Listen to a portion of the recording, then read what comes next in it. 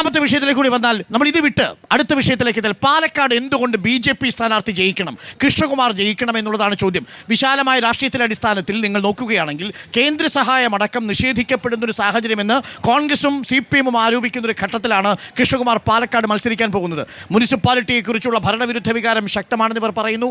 കൃഷ്ണകുമാർ ഇക്കുറി ശ്രീധരൻ്റെ അത്ര വോട്ട് പിടിക്കാൻ സാധ്യതയില്ലെന്ന് നിരീക്ഷകർ പറയുന്നു. എന്തുകൊണ്ട് പാലക്കാട് BJP അക്കൗണ്ട് ഓപ്പൺ ചെയ്യണം? 100% ഈ തെരഞ്ഞെടുപ്പിൽ മത്സരിക്കുന്ന ഏറ്റവും മികച്ച സ്ഥാനാർത്ഥി, പാലക്കാട്ടുകാരനായിട്ടുള്ള സ്ഥാനാർത്ഥി, പാലക്കാടിനെ അറിയുന്ന സ്ഥാനാർത്ഥി, പാലക്കാട്ടെ ഓരോ വോട്ടറെയും നേരിട്ട് അറിയുന്ന സ്ഥാനാർത്ഥി, അത് ഭാരതീയ ജനതാ പാർട്ടിയുടെ കൃഷ്ണകുമാർ മാത്രമാണ്. മാത്രമല്ല, ഈ പാലക്കാടിന്റെ ഏറ്റവും വലിയ പ്രശ്നം, ഇവിടെ പാലക്കാട് മുനിസിപ്പാലിറ്റി ഭരിക്കുന്നത് ഭാരതീയ ജനതാ പാർട്ടിയാണ്. പക്ഷെ ഇവിടുത്തെ MLA, MP ഇതൊക്കെ BJP വിരുദ്ധരാണ്. അതുകൊണ്ട് ഇവരുടെ ഒരു സഹായവും ഈ പാലക്കാട് മുനിസിപ്പാലിറ്റിക്ക് ലഭിക്കുന്നില്ല. ഈ പാലക്കാട് മുനിസിപ്പാലിറ്റിക്ക് ലഭിക്കേണ്ട തനത് ഫണ്ട് പോലും വെട്ടിക്കുറയ്ക്കുന്നു. അതുകൊണ്ട് പാലക്കാട് മുനിസിപ്പാലിറ്റിയെ സപ്പോർട്ട് ചെയ്യാൻ സാധിക്കുന്ന മിനിമം ഒരു MLA എങ്കിലും ഈ പാലക്കാട് ഉണ്ടാകേണ്ടതായിട്ടിരിക്കുന്നു. ഇവിടെ ഒരു MLA ഉണ്ടായാൽ കേന്ദ്ര സഹായം ഇപ്പോൾ ലഭിക്കുന്നതിനേക്കാൾ കൂടുതൽ പാലക്കാടിന് ലഭിക്കും. ഇപ്പൊ പാലക്കാട് എന്തെങ്കിലും വികസനം ഉണ്ടാകുന്നുണ്ടെങ്കിൽ അത് കേന്ദ്ര സർക്കാർ കൊടുക്കുന്ന അമൃത് ഫണ്ടിന്റെ വികസനം മാത്രമാണ്, അല്ലാതെ സംസ്ഥാന സർക്കാർ കൊടുക്കുന്നില്ല, MLA കൊടുക്കുന്നില്ല, MP കൊടുക്കുന്നില്ല. MLA കൊടുക്കുന്നതിന്റെ ഉദാഹരണം നമ്മൾ കാണുന്നുണ്ടല്ലോ. ടൗൺ ഹാൾ പൊളിച്ചിട്ടിട്ട് വർഷങ്ങൾ കഴിഞ്ഞു, അത് പണിയാൻ വേണ്ടി സാധിക്കുന്നില്ല. ഇതാണ് MLAയും MP-യും ഈ പാലക്കാടിനോട് കാണിക്കുന്ന അവഗണന എന്ന് പറയുന്നത്. BJP-യുടെ ഭരണത്തിൽ വലിയ മാറ്റം, വലിയ പുരോഗതി ഇവിടെ ഉണ്ടായിട്ടുണ്ട്. ഞങ്ങൾ എണ്ണി പറയാൻ ഞങ്ങൾക്ക് സാധിക്കും. സമയം അനുവദിക്കുമെങ്കിൽ എണ്ണി ഞാൻ പറയാം. നമുക്ക് ഓരോന്നും പറഞ്ഞു തീർത്തിട്ട് പോകാം. ആന്റോഗേഷൻ നോക്കൂ, സന്ദീപ് വാര്യർ അവസാന നിമിഷം വന്നൊരു വിഷയമാണെങ്കിലും അതിനു മുമ്പ് വികസനത്തിന്റെ രാഷ്ട്രീയം ചർച്ച ചെയ്തിട്ടുണ്ട്. ഈ മണ്ഡലത്തിൽ കുഴൽപ്പണം ചർച്ച ചെയ്തിട്ടുണ്ട്. അതേപോലെ കോൺഗ്രസിനുള്ളിലെ സംഘടനാ പ്രശ്നം ചർച്ച ചെയ്തിട്ടുണ്ട്. പാലക്കാട് ഉയരുന്ന രാഷ്ട്രീയ ചോദ്യം എന്തായിരിക്കും എന്നാണ് താങ്കൾ കരുതുന്നത്? ഇവിടെ ഏറ്റവും കൂടുതൽ എന്താണ് പറയുക, പ്രത്യാരോപണം നേരിട്ട ഒരു മണ്ഡലമാണ് പാലക്കാട് എന്ന് പറയുന്നത്. വളരെ ശക്തമായ ആരോപണങ്ങളായിരുന്നു. APCC ഓഫീസിൽ നിന്നും അവരുടെ ഇത് ചോർന്നത് തുടങ്ങിയിട്ട് ഇങ്ങ് പെട്ടി വിവാദം വരെ ഇപ്പോൾ സന്ദീപ് വാര്യർ എത്തിക്കുകയാണല്ലോ. പക്ഷേ ഒരു കാര്യം എന്താണെന്ന് പറയുക, എനിക്ക് ഈ ഇടതുപക്ഷ പ്രതിനിധിയോട് ചോദിക്കാനുള്ള ചോദ്യം എന്ന് പറയുന്നത്, നിങ്ങൾ ഈ വർഗീയതയോട് എതിരായ നിലപാടാണ്, RSSൻ്റെ വോട്ട് വേണ്ട, SDPൻ്റെ വോട്ട് വേണ്ട എന്നൊക്കെ പറയുമ്പോഴും നിങ്ങൾ ഈ സന്ദീപ് വാര്യരോട് നിലപാട് സ്വീകരിക്കുന്നതിന് മുന്നേ ഇവർ ക്രിസ്റ്റൽ ക്ലിയർ ആണെന്ന് ഏതർത്ഥത്തിലാണ് നിങ്ങൾ പറഞ്ഞിട്ടുണ്ടാവുക? അങ്ങനെ പറയാൻ പാടില്ലല്ലോ. നിങ്ങൾക്ക് ഈ നിലപാടുകൾ വേണ്ടല്ലോ. വോട്ട് വേണ്ട എന്ന് നിങ്ങൾ തീരുമാനിക്കുന്നു, വോട്ട് വേണ്ട എന്ന് നിങ്ങൾ പറയുന്നു. അതിനുശേഷം സന്ദീപ് വാര്യർ നിലപാട് സ്വീകരിക്കുന്ന പോലെ ഇതേ ക്രിസ്റ്റൽ ക്ലിയർ ആണ്, നല്ല മനുഷ്യനാണ് ഏതർത്ഥത്തിൽ നിങ്ങൾ പറഞ്ഞിട്ടുണ്ടാവുക? ഓക്കെ, വീണ്ടും സന്ദീപ് വാര്യരിലേക്ക് പോവാണ്. ഞാൻ പറയുന്നത്, പാലക്കാട് ഉപതെരഞ്ഞെടുപ്പിൽ ഇടതുപക്ഷ ജനാധിപത്യ മുന്നണിക്ക് എന്തുകൊണ്ട് വോട്ട് ചെയ്യണമെന്നതാണ് ഏറ്റവും പ്രധാനപ്പെട്ട ചോദ്യം. ആ ചോദ്യത്തിലേക്കാണ് വരേണ്ടത്. ആ ചോദ്യവുമായി ബന്ധപ്പെട്ടാണ് എനിക്ക് പ്രതികരിക്കാനുള്ളത്. ആ വിഷയം ക്ലോസ് ചെയ്തു എന്ന് പറഞ്ഞിട്ടാണ് വീണ്ടും ചർച്ച ചെയ്യാൻ വീണ്ടും പറയാം.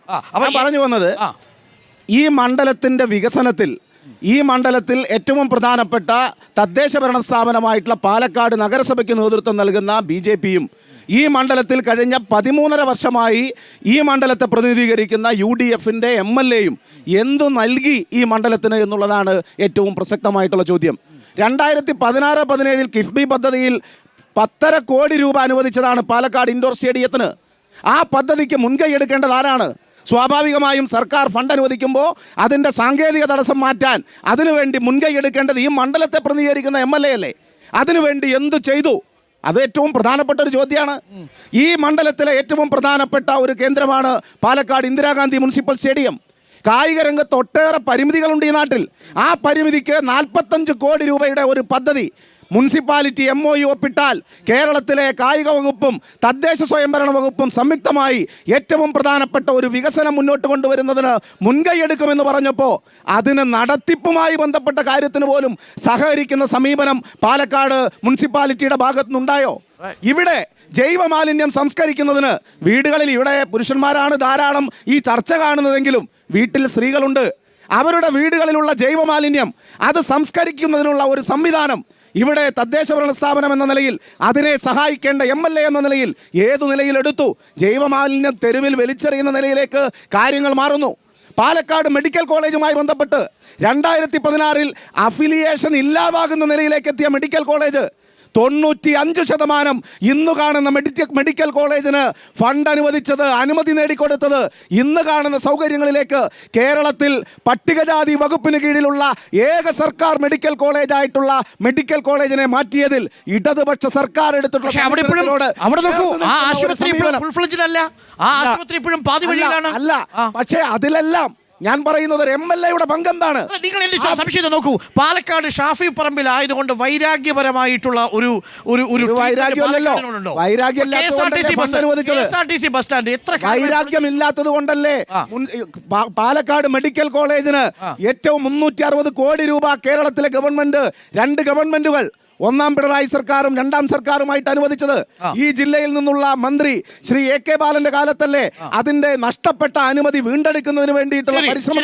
മറുപടി, വികസന പ്രവർത്തനങ്ങൾ ഷാഫി പറമ്പിൽ തുരങ്കം വെച്ചു എന്നുള്ളതാണ് പറയുന്നത്.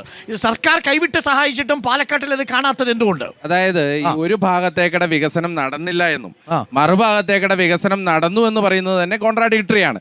കാരണം ഒരു ഭാഗത്ത് വികസനം നടന്നതിന്റെയൊക്കെ ക്രെഡിറ്റ് അതാത് സർക്കാരിനും വികസനം നടക്കാത്തതിന്റെയൊക്കെ ക്രെഡിറ്റ് MLA-ക്കും കൊടുക്കാൻ അത് നടക്കില്ല. അത് രണ്ടും കൂടെ വേണ്ട എന്നുള്ളതാണ് ആദ്യം പറയാനുള്ളത്. ഇനി രണ്ടാമത്തെ കാര്യം, ഇവിടെ 3 മുഖ്യമന്ത്രിമാരുണ്ടായിരുന്നല്ലോ CPM-ന്. NDA സാർ ഒരു മെഡിക്കൽ കോളേജ് 2015 വരെ പാലക്കാട്ടുകാർ കണ്ടില്ലല്ലോ. ആ മെഡിക്കൽ കോളേജ് ഇവിടെ കൊണ്ടുവന്നത് ഉമ്മൻചാണ്ടിയും ഷാഫി പറമ്പിലും ചേർന്നാണ്. പട്ടികജാതി വികസന വകുപ്പിന്റെ എക്സ്ക്ലൂസീവായ മെഡിക്കൽ കോളേജ് പാലക്കാട്ട് ഷാഫി പറമ്പിൽ കൊണ്ടുവന്നു. ഈ KSRTC ഡിപ്പോ 8.099 കോടി MLA-യുടെ ഫണ്ടിൽ നിന്നെടുത്താണ് നിർമ്മിച്ചത്. പിന്നെ സ്പോർട്സ് സിന്തറ്റിക് ടർഫ് കൊണ്ടുവന്നത് ആരാണ് സാർ? ഊറണിയിൽ സിന്തറ്റിക് ട്രാക്ക് കൊണ്ടുവന്നത് ആരാണ് സാർ? കൽപ്പാത്തിയിൽ നിങ്ങളുടെ മുഖ്യമന്ത്രിമാരുണ്ടായിരുന്നല്ലോ. കൽപ്പാത്തിയിൽ അത്രയും കാലം ഇവരുടെ മുനിസിപ്പാലിറ്റിയും ഉണ്ടായിരുന്നല്ലോ. അത്രയും കാലം മുകളിലൂടെ പോയി ഇലക്ട്രിക് ലൈൻ ഉണ്ടായിരുന്നപ്പോൾ കൽപ്പാത്തി രഥോത്സവത്തിന് ഒരാഴ്ചക്കാലം ആ KSEB ഓഫ് ചെയ്യേണ്ടി വന്നു. ആ ഇലക്ട്രിസിറ്റി ഓഫ് ചെയ്യേണ്ടി വന്നു. എപ്പോഴാണ് സാർ ആ ഇലക്ട്രിസിറ്റി ബോർഡിന് അത് ഓഫ് ചെയ്യേണ്ടാത്ത അവസ്ഥ വന്നത്?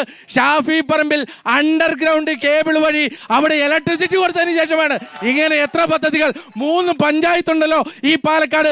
ഈ 3 പഞ്ചായത്തിന് ഓഫീസ് ഉണ്ടാക്കിയിട്ടുണ്ട്. ആ ഓഫീസ് ആരുടെ ഫണ്ടിൽ നിന്നാണ് സാർ? ഷാഫി പറമ്പിലിന്റെ ഫണ്ടിൽ നിന്നാണ്. ഇങ്ങനെ റോഡുകൾ, ഇവിടുത്തെ പബ്ലിക് സ്ഥാപനങ്ങൾ ഷാഫി പറമ്പിൽ കൊണ്ടുവന്ന വികസനം കാണാൻ ഈ പാലക്കാട് നിയോജക മണ്ഡലത്തിന്റെ ചുറ്റും ഒരൊറ്റ കറക്കം കറങ്ങിയാൽ മതി എന്നുള്ളത് മാത്രമേ പറയാം. ഓക്കെ അനീഷ, അങ്ങനെയാണെങ്കിൽ വെല്ലുവിളിക്കുകയാണ്. ഷാഫി പറമ്പിലിന്റെ വികസനം കാണാൻ ഒരു ടൂർ സംഘടിപ്പിച്ച വരാൻ തയ്യാറാണോ BJP എന്നാണ് ചോദ്യം. പാലക്കാട് ടൂർ അല്ലല്ല, ഇവിടെ നമ്മുടെ